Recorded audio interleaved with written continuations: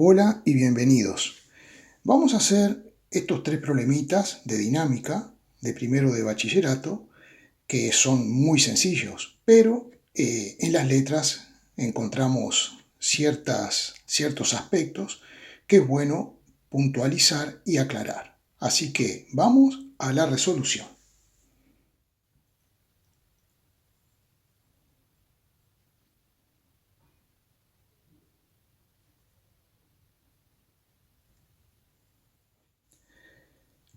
Para responder a esta pregunta, para que un cuerpo inicie su movimiento de reposo, ¿qué debe ocurrir? Bueno, aquí tenemos un cuerpo y un observador, pero este cuerpo, esta caja, la hemos puesto dentro de un vagón que inicialmente se encuentra en reposo o moviéndose con velocidad constante, no importa hacia dónde. En esos casos, si yo quiero que esta caja que está en reposo se mueva, si quiero que se mueva hacia la izquierda, se deberá aplicar una fuerza en este sentido. Y si quiero que se mueva hacia la derecha, por ejemplo, tendré que aplicar una fuerza en ese sentido. ¿Qué otras fuerzas estarían actuando sobre este objeto? Estaría actuando el peso, que es la fuerza con que la Tierra atrae a esa caja, y por otro lado estaría actuando la fuerza normal, que es la fuerza que ejerce el piso para sostener a la caja, ya que ésta en esta dirección no se está moviendo. Tenemos que la fuerza normal ejercida por el suelo, en módulo, tiene que ser igual al peso. Y a esta fuerza llamémosle F. Si aplicamos la segunda ley de Newton, tendremos que la sumatoria de las fuerzas es igual a la masa por la aceleración. La sumatoria de fuerzas en este caso será F más N más P igual a M por A. Por lo tanto, F, como está en la dirección de un eje X, que podríamos tomarlo así, ahí vamos a tomar un eje Y. Entonces, como decía, F está en la dirección del eje X y puedo escribir ese vector como su módulo multiplicado por el vector unitario Y, que nos indica que esta fuerza es paralela al eje X, apuntando hacia las X positivas. La normal apunta hacia las Y positivas, entonces puedo escribir la normal como su módulo multiplicado por el versor J, que es quien nos identifica el eje Y. El peso, como apunta hacia las Y negativas, lo pondremos como menos el módulo multiplicado por J. Y esto será igual a la masa multiplicada por el vector aceleración. Como el bloque no se mueve en la dirección del eje Y, asumimos que el módulo de la normal y del peso son iguales, por lo tanto la suma de estos dos vectores me está dando igual a 0. Entonces, existirá una aceleración que la podremos calcular de esta forma. Si dividimos la fuerza entre la masa, eso nos dará una aceleración en el sentido de la fuerza, y esta fuerza será la fuerza resultante o sumatoria, que es lo mismo, de todas las que están actuando. Por lo tanto, y resumiendo, si un cuerpo se encuentra en un sistema de referencia inercial, o sea, en reposo, o que este sistema se mueva con velocidad constante, si quiero que este cuerpo acelere, es decir, que cambie su velocidad desde el reposo y adquiera cierta velocidad, tendré que aplicar una fuerza resultante.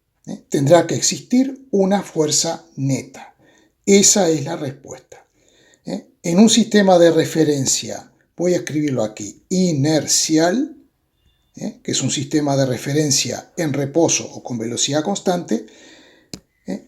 Si quiero comunicarle una velocidad a un cuerpo que está en reposo, o sea, tendré que acelerarlo, habrá que aplicarle una fuerza neta o fuerza resultante. Vamos a contestar a la misma pregunta, pero ahora nuestro sistema, nuestro vagón, acelera hacia la derecha. Este observador verá, y él también experimentará, al igual que la caja, una aceleración hacia la izquierda. Cuando un objeto se encuentra en un sistema que está acelerando, ese objeto experimenta una aceleración que tiene el mismo módulo que la del sistema, pero en sentido contrario. En definitiva, el observador ve que no se ha hecho absolutamente nada para poner en movimiento esta caja. Simplemente el sistema de referencia aceleró. Otra cosa, en este sistema vemos que existe una aceleración sin que haya ninguna fuerza en este sentido. Por lo tanto, en este tipo de sistemas acelerados, las leyes de Newton no se cumplen, porque un cuerpo cambia su estado de movimiento, del reposo pasa a moverse con cierta velocidad porque experimenta esta aceleración, pero no hay ninguna fuerza responsable. Entonces la respuesta sería, no debe ocurrir absolutamente nada, salvo que el sistema acelere en cierto sentido y el cuerpo acelerará en sentido contrario. Así que lo que debería ocurrir es que el sistema acelere. Al cuerpo no hay que aplicarle ninguna fuerza para que experimente esta aceleración. Este tipo de sistemas, donde no se cumple la segunda ley de Newton, porque no hay ninguna fuerza que provoque esta aceleración, se llaman sistemas acelerados. Sistemas acelerados, que también reciben el nombre de sistemas no inerciales. No inerciales. Va todo junto. No inerciales. Bien, entonces, cuando vamos a resolver un problema de dinámica en este tipo de sistemas, nosotros, para hacer que se cumpla la ley de Newton, vamos a hacer un artificio, vamos a inventar una fuerza, en este sentido, que será la fuerza resultante, y le vamos a exigir a esta fuerza que se cumpla esta condición, que se cumpla la segunda ley de Newton. Pero como esta no es una fuerza en el sentido de que no surge de ningún tipo de interacción, le llamamos fuerza ficticia o pseudofuerza. Entonces, de esta forma, nosotros hacemos un arreglo y se cumple la segunda ley de Newton en este sistema. Bueno, espero que se haya entendido y vamos a la siguiente pregunta. En el 8 se nos dice, un cuerpo de masa 14 kilogramos está sometido a varias fuerzas. Calcule lo que se pide en cada caso. El vector aceleración se actúa una fuerza, F igual a 35 I newton. Pero habíamos quedado en que había varias y ahora hay una. Así que bueno. Bueno, vamos a ver cómo hacemos esto. Vector aceleración. Vamos a dibujar un poquito la situación. Aquí tenemos un objeto al que se le va a aplicar esta fuerza de 35 I newton. Fuerza 35 I newton. Como está en el eje X, que no lo hemos dibujado, pero ya sabemos que la I identifica el eje X, aquí tenemos el cuerpo, que tiene la masa que nos están indicando, y siempre hay más fuerzas, porque es muy difícil encontrar que sobre un cuerpo actúe una sola fuerza. Para esto, el cuerpo tendría que estar en el infinito, y alguien le tiene que aplicar, alguien o algo le tiene que aplicar esta fuerza. Por ejemplo, si es una persona, ¿no? Lo tendría que estar empujando en esa dirección. Y esta persona estaría ejerciendo esta fuerza. Siempre hay más fuerzas. Por ejemplo, el peso, que es la fuerza con que la Tierra atrae a ese objeto, si estuviera en la Tierra, o cercano a la Tierra. Y luego tenemos la normal, que es la fuerza que hace el plano. ¿Vale? Pero bueno, se nos dice en el problema que solamente actúa esta fuerza. Por lo tanto, esta fuerza será la fuerza neta. Esta fuerza será la sumatoria de fuerzas. Y la sumatoria de fuerzas se escribe como la masa por el vector aceleración.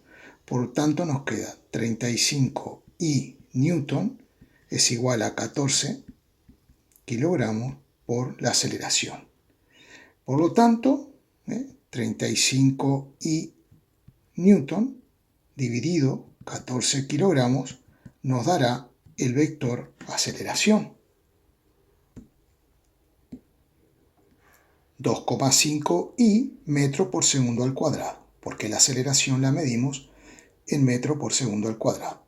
Notemos que newton dividido kilogramo justamente nos da metro por segundo al cuadrado.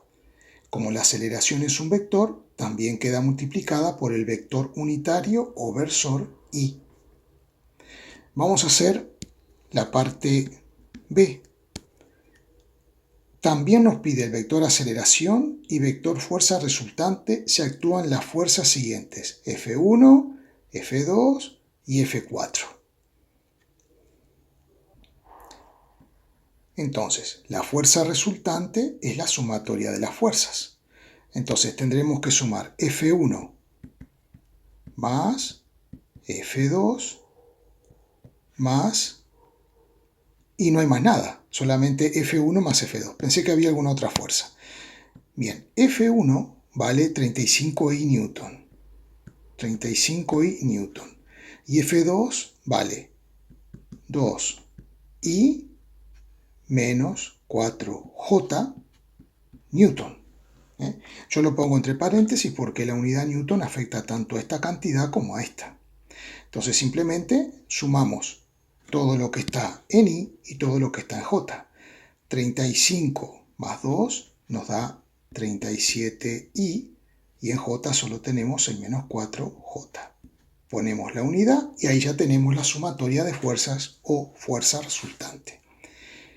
Ahora queremos calcular el vector aceleración. Por lo tanto sabemos que para calcular el vector aceleración aplicando la segunda ley de Newton, dividimos la sumatoria de fuerzas o fuerza resultante entre la masa. Haciendo las operaciones, 37 entre 14 me da 2,6 y 4 entre 14 menos 0,29.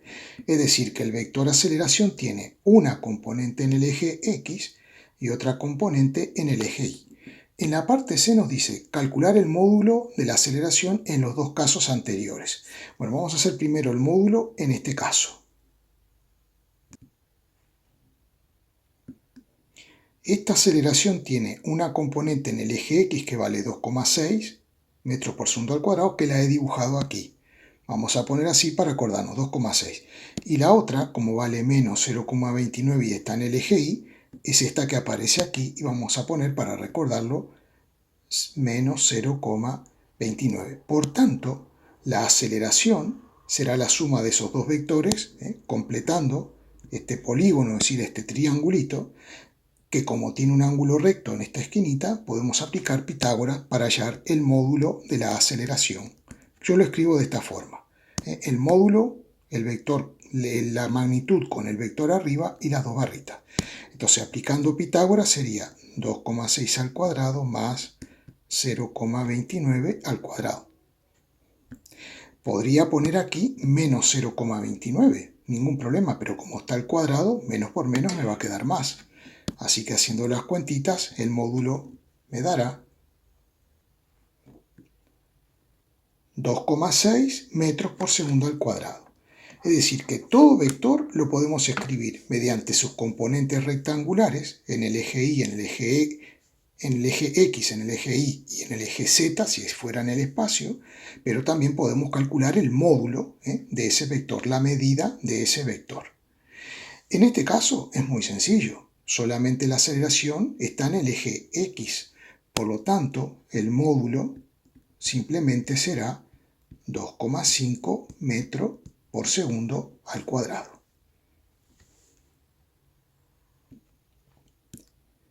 Problema 9. Calcula la fuerza necesaria para que se produzcan las siguientes situaciones para un vehículo de 900 kilogramos de masa. Parte A, que acelere a razón de 23 metros por segundo al cuadrado en el eje X hacia las X positivas, por eso aparece la Y. Ahora bien, calcule la fuerza, se referirá a la fuerza neta, porque si no, no podemos calcular eso. Entonces sabemos que la fuerza neta de acuerdo a la segunda ley de Newton, es igual a la masa por la aceleración. Por lo tanto, si queremos calcular la fuerza neta, tenemos que multiplicar la masa, 900 kilogramos, por la aceleración, que es 23i metros por segundo al cuadrado. Eso nos da 2,1 por 10 a la 4 i Newton. Muy fácil. Bien, vamos al caso B. Es totalmente similar. La sumatoria de fuerzas será igual a la masa por la aceleración, o sea, 900 kilogramos, y la aceleración es de menos 7i metros por segundo al cuadrado. Haciendo las operaciones me da menos 6,3 por 10 a la 3i Newton. Quiere decir que esta fuerza apunta hacia las x negativas, porque la aceleración también apuntaba hacia las x negativas. Y ahora vamos a hacer la C. La C dice: calcular la fuerza necesaria para que un coche frene a razón de aceleración 15i metros por segundo al cuadrado. Una de las cosas que nos dice la segunda ley de Newton, más allá de que la sumatoria de fuerzas es igual a la masa por la aceleración, es que el sentido del vector aceleración y el sentido del vector fuerza, ¿cómo es? Igual, porque aquí hay un signo de igual, que eso es lo que me dice. Tanto la fuerza neta como la aceleración tienen el mismo sentido. Esta aceleración está en las x, hacia las x positivas, porque tengo un más y, por lo tanto, vamos a dibujar esa aceleración, que es así. Por lo tanto, la fuerza resultante también tiene que apuntar en este sentido. Esa será la fuerza resultante. Si vamos a hacer el cálculo, es muy sencillo, tenemos que hacer lo mismo que antes, es decir, 900 kilogramos multiplicado por 15i metro por segundo al cuadrado. Eso nos da 1,4 por 10 a la 4i Newton. Ahora, algo interesante, si este coche va frenando, entonces ¿para dónde se está moviendo? Se está moviendo para la izquierda. La velocidad de este coche es hacia la izquierda. Y como va frenando, esta velocidad irá disminuyendo hasta que valga cero. Recordemos que si yo quiero que la velocidad cambie, que si cambia el movimiento de un objeto, tengo que aplicar una fuerza. Entonces, si yo quiero que esta velocidad disminuya para poder detener el vehículo, tendré que hacer una fuerza en sentido contrario. Por eso la aceleración también tiene sentido contrario a la velocidad, cuando la velocidad está disminuyendo. Bueno, espero que se haya entendido y si no me pueden dejar los comentarios de las dudas que tengan. Gracias.